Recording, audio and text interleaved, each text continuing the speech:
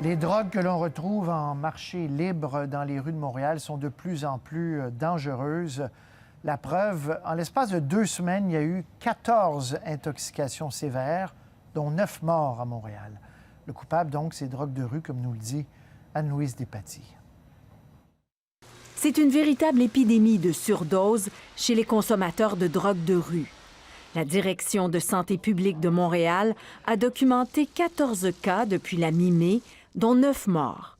C'est la moitié du nombre de victimes qui meurent chaque année à la suite d'injections de drogue. Les 14 victimes avaient entre 20 et 64 ans, parmi elles, des gens qui ne se piquaient pas ou qui ne consommaient qu'occasionnellement.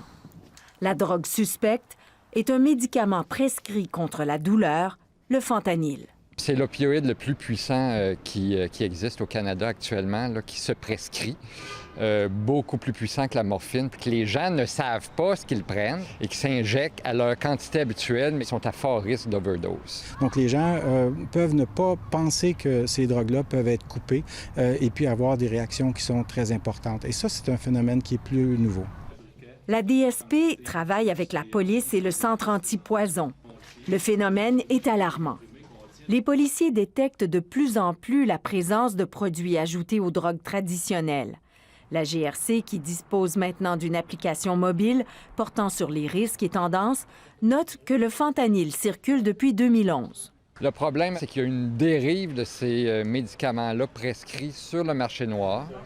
Un timbre de fentanyl là, de 100 microgrammes, par exemple, peut se vendre 100 $ sur la rue.